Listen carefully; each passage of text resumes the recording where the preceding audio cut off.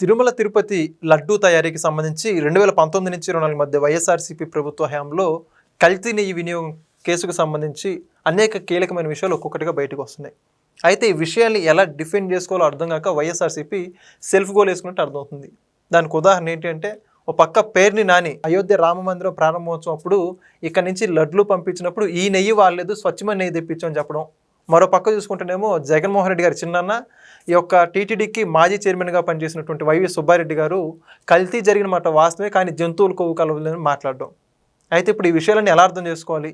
ఇంకా జగన్మోహన్ రెడ్డి కావచ్చు, YSRC party కావచ్చు, వాళ్ళు క్లీన్ చిట్ ఎలా ఇచ్చుకుంటారు? ఇదే అంశానికి సంబంధించి మరిన్ని విషయాలు తెలుసుకోవడానికి మనతో పాటు ఉన్నారు జనసేన పార్టీ రాష్ట్ర నాయకులు శ్రీరామ్ గారు. సార్ నమస్కారం అండి. నమస్కారం సార్, ఇప్పుడు చూసుకుంటే ఓ పక్క కల్తీ జరగలేదు అని బలంగా జగన్మోహన్ రెడ్డి గారు చెబుతుంటే, వాళ్ళ పార్టీలోనే అత్యంత కీలకమైన వ్యక్తి ఉన్నటువంటి వైవి సుబ్బారెడ్డి గారు మాత్రం కల్తీ జరిగింది అని చెప్పి ఢిల్లీ వేదికగా ప్రెస్ మీట్ పెట్టి మరీ చెబుతున్నారు, పక్కన మిథున్ రెడ్డి కూర్చోబెట్టుకొని, ఎవరైతే లిక్కర్ స్కామ్లో అరెస్ట్ అయ్యి వచ్చారు. ఇంకో పక్క పేరుని మాట్లాడుతూ అయోధ్యకి పంపించిన లడ్లు ఏదైతే ఉన్నాయో దాంట్లో స్వచ్ఛమైన వేరేది వాడామంటున్నారు. అంటే ఇవన్నీ ఎలా అర్థం చేసుకోవాలి? మనం కల్తీ జరిగిందని వాళ్ళే చెప్పగానే చదువుతున్నారు కదా, ఏంటంటారు? ఇది ఎప్పుడైనా నెయ్యి అనే అంశమే కాదు, ఎప్పుడూ కూడా అంటే రాజకీయ అతీతంగా మాట చెప్తాను. మీరు ఎక్కడైనా ఒక అబద్ధం చెప్పినప్పుడు, అందులోని ఇలాంటిది చాలా సెన్సిటివ్ మ్యాటర్. ఇది తిరుమల తిరుపతి చాలా పవిత్రమైన సెన్సిటివ్. ఇలాంటి అబద్ధం చెప్తున్నప్పుడు అందరూ ఒక మాట మీద ఉంటే చాలా కష్టం.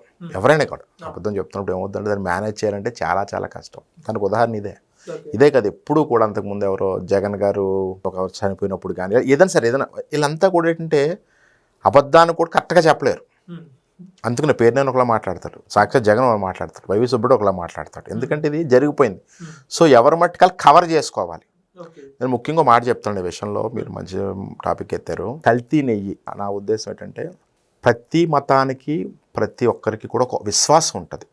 లైక్ మసీదు మీద ముస్లిమ్స్కి దర్గాల మీద వాళ్ళకు ఉంటుంది, క్రిస్టియన్స్కి చర్చి మీద దేశం చాలా విశ్వాసం ఉంటుంది, హిందువులకి అన్ని గుళ్ళు హిందూ గుడి ఉంది. సో ఆ విశ్వాసం నమ్మకం ఉంటాయి.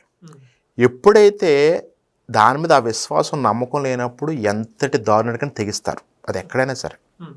అది నేను ఓవరాల్గా చెప్తున్నాను సుమయ మత. సో మీకు ఇక్కడ తిరుమల చాలా పవిత్రమైనది. తిరుమలలో గొప్పతనం నేను చూసింది ఏంటంటే, నాట్ ఓన్లీ హిందువులకనే కాదు, నేను కొంతమందిని చూస్తుంటాను, హిందూ ఏతరులు కూడా మీరు అక్కడక్కడ తగులుతుంది. ఎక్కువ మంది ఏం కాదు, కానీ అక్కడ మీరు అబ్జర్వ్ చేస్తే చాలామంది ముస్లిమ్స్ కానీ వీరు కానీ విశ్వసిస్తూ ఉంటారు తిరుమల. అంటే మీరు తిరుమలలో చూసిన ట్యాక్సీ డ్రైవర్లు అయితే కలిసినప్పుడు చాలామంది ముస్లిమ్స్ కానీ లేకపోతే వేరే మతస్థులు చాలా నమ్మకంగా మాట్లాడి ఆ తిరుమల విశిష్టత చెప్పటం కానీ, అంటే అంత నమ్మకమైన ప్లేస్ అది.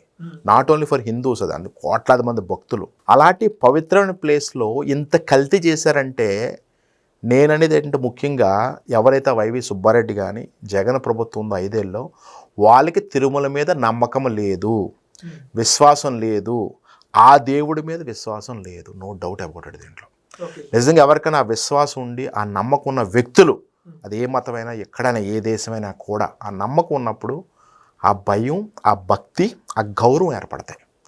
ఎప్పుడైతే నీకు మీద నమ్మకం కానీ ఇది లేనప్పుడు ఇలాంటి తప్పులన్నీ చేస్తారు. నాదేం పోయింది, 230 కోట్లు ఇచ్చి పాడదో బాడికి మనవాడు ఇచ్చే కాంట్రాక్ట్ కలిపేది దారుణంగా చేసేది రోజు చెప్తున్నాను నేను. చాలా దారుణం. అంటే మీరు చూస్తే కనుక చాలా మందికి ఇంటర్వ్యూ చెప్పదలసింది ఏంటంటే, క్లియర్ కట్గా 2 రిపోర్ట్స్ వచ్చినాయి.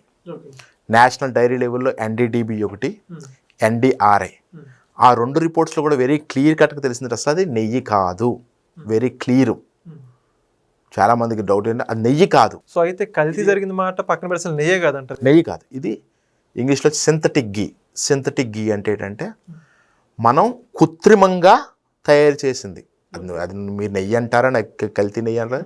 కృత్రిమంగా అంటే ఏంటంటే, మామూలుగా నెయ్యి ఎలా తయారు చేస్తారండి? పాలుని కాచి దాన్ని పెరుగు చేసి మేగడ తీసి, అది పాలు మేగడ తీసి వెన్న తీసి, ఇదో ప్రాసెస్. ఒక 2-3 టైప్స్ ప్రాసెస్ ఉన్న దాంట్లో. అది ఆవు నెయ్యి కానీ గేదె నెయ్యి కానీ, ఇది నెయ్యి చేసే ప్రాసెస్. అసలు ఈ ప్రాసెస్ ఏమి ఎక్కడా టచ్ చేయలేదు.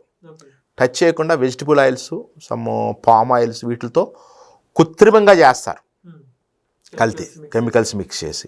ఈ కెమికల్స్ అలా చేసిన నెయ్యి, అందువల్ల అంత చీప్ రేట్గా భోలే బాబా ఇచ్చేసి ఆల్మోస్ట్ 230 crores అంత. అది ఈ 5 ఏళ్ళలో ఎంత దారుణంగా చేశారంటే, వాళ్ళకి దేవుడి మీద భయం కానీ భక్తి కానీ ఏమీ లేవండి. వైఎస్ఆర్ చెప్తున్నాను, ఈ రోజున ప్రతి హిందువుని ఎలా అనకూడదు కానీ ప్రతి హిందువు ఆలోచించాల్సిన విషయం, నాకు తెలిసి బీజేపీ కూడా నేను ఎక్స్పెక్ట్ చేసిన స్ట్రాంగ్ ఏం ఇవ్వట్లేదు, ఇవ్వాలి యాక్చువల్ వాళ్ళు కూడా హిందుత్వం మీద బాగా ఇది కాపాడుకు వస్తారు కాబట్టి దేశంలో ఉంటారు చాలా గట్టిగా. ఎందుకంటే 5 ఏళ్ళు ఇంత దారుణంగా చేశారంటే ఎంత ధైర్యంగా చేసి ఉంటారు చెప్పండి వాళ్ళు, ఇంత కల్తీనే చేసి మొత్తం రిపోర్ట్స్ చూడండి క్లియర్గా ఉంటాయి.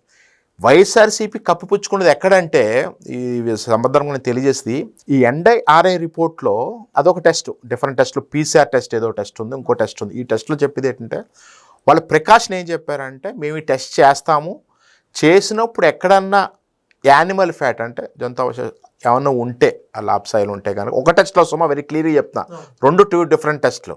ఒక టెస్ట్లో క్లియర్ కట్గా రసాయనాలు కలిపారు, దాంట్లో ఆ రసాయనాల్లో యానిమల్ ఫ్యాట్స్ ఉన్నాయని తెలిసింది. ఇంకో టెస్ట్లో వీళ్ళ వైఎస్ఆర్సీపీ వాళ్ళు కప్పుపుచ్చుకున్నది ఎక్కడంటే ఇంకో టెస్ట్లో ఏం చెప్పారంటే అది ఇంగ్లీష్లో ఉంది, ఏముందంటే NIRI రిపోర్ట్లో when ever if it is animal fat is less than 10% will not be included report, అంటే దాన్ని ఐడెంటిఫై చేయలేకపోవచ్చు అని ఉంది. అది పట్టుకుని వెరీ క్లియర్గా చెప్తారు, అది పట్టుకుని వయసు అదిగో యానిమల్ ఫ్యాట్ లేదు, యానిమల్ ఫ్యాట్ లేదు. అంటే NDDB రిపోర్ట్ ఇచ్చింది వీళ్ళకి అవసరం లేదు, NDRI రిపోర్ట్లు ఇచ్చిన దాంట్లో కూడా లెస్ దాన్ 10% అంటే చాలా మినిమల్ అయితే ఉన్నాయి. ఎంతైనా కలిసింది కదా. అసలు అని వీళ్ళు నాకు ఎవరో ఒక వైఎస్ఆర్సీపీ లీడర్ ఎవరో పేరు నాని ఇంకొక ఎవరు మాట్లాడుతూ అసలు ఏం లేదు దీంట్లో ఏం లేదు అన్నారు. అసలు ఫస్ట్ మీరు నెయ్యే కల్తీ చేశారు, ఆ నెయ్యి వాడలేదు కదా మీరు, ఏదో 2 పార్ట్స్ అక్కడ వెరీ క్లియర్గా. అసలు నెయ్యి ఒరిజినల్ నెయ్యి యూజ్ చేశారా, చేయలేదు. ఎంత బ్లండర్ అది, దానికి సమాధానం చెప్పండి మీరు. నాకు గొంతు నొప్పి వచ్చిందని పోతున్నాడు మా పెద్ద మనిషి జగన్ గారు, ఎంత ఘోరం అది. అని సాక్షాత్ XCM ఆయన హయాంలో జరిగినప్పుడు ఈ ready to face the question కదా, ఆయన డెఫినెట్గా ఫేస్ చేయాలి, ఆన్సర్ చెప్పాలి, ఆయనకు ఆ బాధ్యత ఉంది. ఇప్పుడే కదా ఎప్పుడైనా చూడండి ఏ ప్రెస్ మీట్లో కూడా జగన్ గారు ఏదో ప్రిపేర్ వస్తారు, కొంచెం రాసింది ఏదో చదువుతాడు ఎక్స్ట్రా, అది మీరు అని అడగండి అసలు నో మోర్. అలా మీరు అప్పుడే కదా లాస్ట్ టైము 2019 దావోస్కి వెళ్ళినప్పుడు కూడా సేమ్ ఒక లేడీ చాలా క్వశ్చన్ అడిగింది, మీ అభివృద్ధి పథకాలు ఏంటే, ఇట్స్ వెరీ లెంతీ క్వశ్చన్, అది తెలియదు అనకూడదు కానీ మరి ఎక్కడ చదివేది నాకు తెలియదు, చాలా ఘోరంగా ఉంటుంది ఆయనది. అలాగే మీరు ఫేస్ చేయాలి కదా. మీరు ఫస్ట్ యానిమల్ ఫ్యాట్ అది మాట్లాడదు. సెకండ్ ఫస్ట్ రిపోర్ట్ ఏంటి, అసలు మీరు నెయ్యే వాడలేదు, సింథటిక్ గీ వాడారు, స్వచ్ఛమైన నెయ్యి వాడాలి, 230 కోట్లు అవినీతి జరిగింది అక్కడ, అంత దారుణం. ఒక పాయింట్. రెండో పాయింట్ యానిమల్ ఫ్యాట్ కలిపింది, రసాయనాలు కలిపింది. NDB రిపోర్ట్ చెప్తుంది, రిపోర్ట్ చదవండి, ఇంగ్లీష్లో ఉంది కొంచెం రిపోర్ట్. ఎవరన్నా ఇప్పుడున్న టెక్నాలజీకి ట్రాన్స్లేట్ ఫ్రమ్ ఇంగ్లీష్ తెలుగు కొడితే వస్తుంది, వస్తుంది. బ్రహ్మాండ చదువుకోండి. ఓన్లీ ఏంటంటే వీళ్ళెంత ఎవరో ఒకళ్ళిద్దరు వాళ్ళకి చదవడం చేత కాక నేను అనుకోవటం సుమా. NDRI రిపోర్ట్లో ఏం చెప్పింది ఏంటంటే యానిమల్ ఫ్యాట్స్ లెస్ దాన్ 10% ఉంటే ఆ రిపోర్ట్లోకి మేము ఐడెంటిఫై చేయలేము అంతే, లేదని ఎక్కడా చెప్పలేదు. Very clear cut message. So ఈ వైఎస్ఆర్సీపీ నాయకులు ఏం చేస్తున్నారంటే ఇది పట్టుకుని లేదు ఈ నెయ్యి వాడలేదు తెలుసుకోండి ఫస్ట్. మీరు నెయ్యే వాడలేదు, సింథటిక్ గీ. ఎందుకంటే వైవి సుబ్బారెడ్డి స్ట్రైట్గా ఒప్పుకున్నాడు కదా ఆయన, చూసారు నిన్న మొన్న వీడియోలో చెప్తున్నాను కదా. ఈ విశ్వాసం లేనప్పుడు జరిగే పనులు ఎలాగ ఉంటాయి. ఓకే, మరి మీరేమో ఇంత బలంగా చదువుతున్నారు, ఒక పక్క కూటమి ప్రభుత్వం ఇంత బలంగా చదువుతుంది, వాళ్ళేమో మీ నాయకుడు పవన్ కళ్యాణ్ గారిని, చంద్రబాబు నాయుడు గారిని, మీ అందరినీ కూడా క్షమాపణ చెప్పమని వాళ్ళు అడుగుతున్నారు. పాప పరిహారం చేయండి మీరు, అన్ని ఆలయాలు కడగండి మీరు అని చెప్పి వాళ్ళు మిమ్మల్ని డిమాండ్ చేస్తూ ఉన్నారు. అడగడం కూడా కాదు, దాని గురించి ఏమంటారు? యాక్చువల్గా క్షమాపణ చెప్పాల్సింది వైఎస్ఆర్సీపీ ప్రభుత్వం. ఎప్పుడు జరిగింది ఇది? 2019-24 రిపోర్ట్స్ అప్పుడు తీసుకున్న శాంపిల్స్ క్లియర్గా డేట్ ఉంది, మార్చ్ ఏదో డేట్ ఉంది, మార్చ్ డేట్ శాంపిల్స్ తీసుకుని NDDB కానీ NDRI రిపోర్ట్స్ చేశారు. ఇప్పుడు క్షమాపణ ఎవరు చెప్పాలి? ఎవరైతే వైవి సుబ్బారెడ్డి కానీ వీళ్ళు ఒప్పుకుంటున్నారు కదా కల్తీ జరిగిందని, వాళ్ళు ఏం చేయాలి? వచ్చి నేను చెప్తాను ప్రజల ముందుకు వచ్చి, ఏమైనా చిత్తశుద్ధి ఉంటే వైఎస్ఆర్సీపీకి ఒక భక్తి గౌరవం భయం తిరుమల వెంకటేశ్వర స్వామి మీద ఉంటే కనుక, వీళ్ళు ఉంటే మాత్రం చెప్తున్నాను ఈరోజు నేను వచ్చి తప్పు జరిగింది, అది ఇంట్లో పర్సనల్ సమస్య రాజకీయమైన ఇష్యూ కాదండి. ఒక దేవుడి దగ్గర ఎంతో ఏమంటారని కొన్ని కోట్లాది మంది భక్తులు ఎంతో విశ్వాసంతో ఎంతో నమ్మకంతో ఉన్న ఒక గుడి మీద ఒక లడ్డూలో జరిగింది. లడ్డు ఎంత శ్రేష్టమైనదండి, ఎంత అపురూపంగా చూసుకుంటారు దాన్ని. అలాంటి దాంట్లో కల్తీనే కలిపారు, జంతు అవశేషాలను కెమికల్స్ని కలిపారు. ఇలాంటి కలిపినప్పుడు ఎవరు క్షమాపణ చెప్పాలి? మీరు క్షమాపణ చెప్పాలి. నేను ఈరోజు చెప్తున్నాను, మీరు ఇదే గుడ్డిగా ఇదే మూర్ఖంగా కనుక వెళ్ళిపోతే ఆ 11 కూడా ఉండవు. నేను ఈ రోజున చెప్తున్నాను, నేను ప్రజలు చూస్తా ఊరుకోరు. ఈ రోజున తిరగబడకపోవచ్చు. ఇది మీకు 151 సీట్లు వచ్చినాయండి, అంతలా ప్రజలు తిరగబడిపోలేదు ఏమీ, అక్కడక్కడ తిరగబడకుండా ధైర్యం చేసి అంతే. కానీ రిజల్ట్స్ ఏమైనాయి? మీకు 11కి తీసుకొచ్చి పడేసింది. ఈ రోజున కూడా నేను ముఖ్యంగా చెప్తున్నాను, జగన్మోహన్ రెడ్డి గారు ఆ నాయకులకు కానీ మీరు ఎస్పెషల్ రాజకీయపరమైనవి అంటారా, అది లాభ నష్టాలు బాగానే ఉంటాయి. ఇలాగ ఒక మతపరమైనది ఒక విశ్వాసపరమైన విషయాల్లో గనక మీరు గుడ్డిగా గనక జగన్ నమ్ముకుని వెళితే మీకు పుట్టగతులు ఉండవు, దాంట్లో డౌట్ లేదు. ప్రజలు మిమ్మల్ని మూలన పెడతారు. మీకు ఎంతో కొంత ఏ రాజకీయ పార్టీ ఏ నాయకుడి కన్నా కొంత పర్సనల్ అంటారు ఒక క్రెడిబిలిటీ ఉంటుంది. ఒక 10% ఈ నాయకుడు మంచోడు అప్పుడు అది సంథింగ్, అది కూడా మొత్తం తుడిచిపెట్టుకుపోద్ది. నేను ఇచ్చే సలహా ఏంటంటే నాకు అంత అనుభవం లేకపోయినా మూసుకు కూర్చోండి.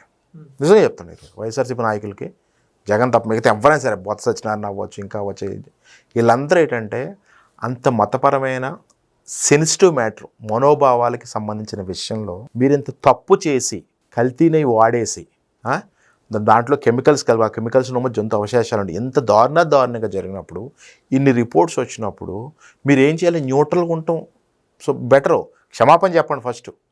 లేదు మీ నాయకుడు చెప్పనివ్వట్లేదా, కామ్గా ఉండి, అంతే తప్ప జగన్ చెప్పాడు కదా అని మూర్ఖంగా మాత్రం ఇలాగొచ్చి తిరిగి మళ్ళీ రివర్స్లో కూటమి క్షమాపణ చెప్పండి అయ్యంటే మాత్రం మీకే ఛాలెంజ్. నేను చాలా క్లియర్గా చెప్తున్నాను, వాళ్ళకి పుట్టగతులు చెప్తాను. దేవుడితో ఆయనతో సెంటిమెంట్ కానీ కాదు, నమ్మకం విశ్వాసం అటువంటిది. కోట్లాది మంది భక్తులు ఎన్ని సంవత్సరాల నుంచి, మనం ఇప్పుడు పుట్టకుంది ఎన్నో 100 సంవత్సరాల నుంచి ఆయన మీద ఒక విశ్వాసం. ఆ విశ్వాసాన్ని ఏం చేస్తున్నారు మీరు? ఇలా దారుణంగా ఇంకా వాళ్ళని ఏం చేస్తున్నారంటే భక్తులు మేము ఏం చేసినా చెల్లుద్ది. అదే అంటే ఫస్ట్ పాయింట్ అదే అన్నాను, ఒక దేవుడి మీద నీకు ఆ విశ్వాసం లేనప్పుడు ఇలాంటి దారుణాలు కూడగడతారండి. తనకి చాలా బాగా చెప్పారు సార్. చూద్దాం మరి వాళ్ళు ఎప్పటికైనా స్వామి మీద భయం కలుగుతుందో లేదో. Thank you so much. Thank you. Please subscribe to Leo News for more videos.